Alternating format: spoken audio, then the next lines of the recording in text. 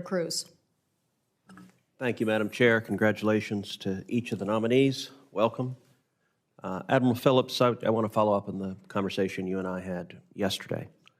As you know, I have significant concerns over the Biden administration's ongoing attack on the energy industry and the negative impact it is already having on energy production in the state of Texas. In this case, I'm concerned also about how it could impact the application process for deep water ports licensing. As of November 15th, there are 5 pending applications under review through MARAD's Deep Port Licensing Program. 4 of those 5 are off of the coast of Texas: Blue Marlin, Blue Water, Gulf Link, and Seaport Oil Terminal. Together, these projects create thousands of jobs and billions of dollars in economic benefit.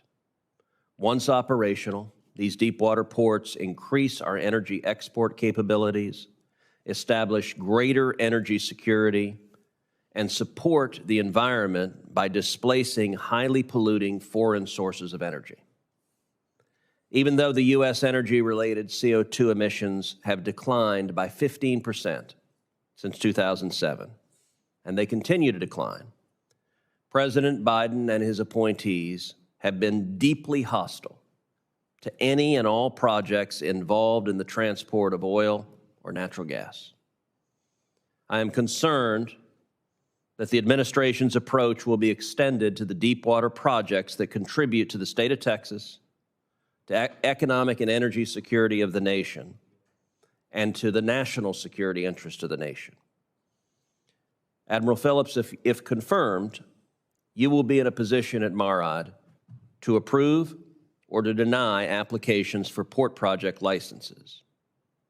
Knowing the benefit that these projects bring to the U.S. economy and to our national security, if they meet the statutory requirements, should they be approved?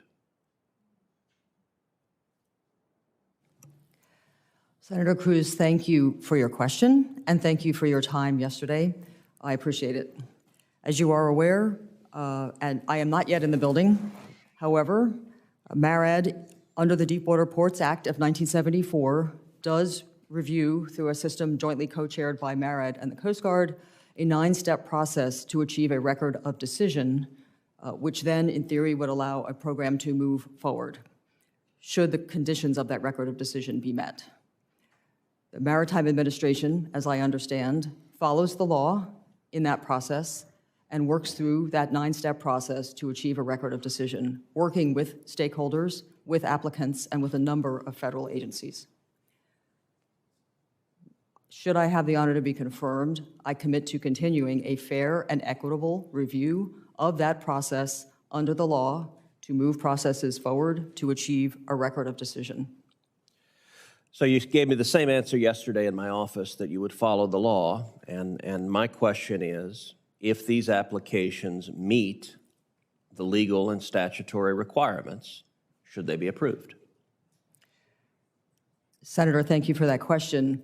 Without being in the building and without having detailed knowledge of each of these applications and their outcomes, I can commit to you that we will review them fairly and equitably, and we will follow the law to complete the process. So you're not willing to say if they meet the statutory requirements, they should be approved? Should I have the honor to be confirmed and have actual sight of these applications and the outcomes and records of decision? Yesterday you said you'd follow the statute. I'm asking if they meet the statutory requirements, should they be approved? And I am committing to you that we will follow the law and we will review them fairly and equitably to achieve a decision. Okay, that does not sound like a yes. Do you share the hostility to oil and gas that so many other Biden administration appointees do? Senator, thank you for that question. I cannot answer the specifics of others. Do you have a hostility to oil and gas? The Maritime Administration will review applications. I'm asking you fairly. Personally, do you have a hostility to oil and gas projects? Senator, I look forward to working with your staff in a bipartisan so you're refusing way to answer that? This is a yes or no question. Do you have a hostility to oil and gas projects? This should be a pretty simple question.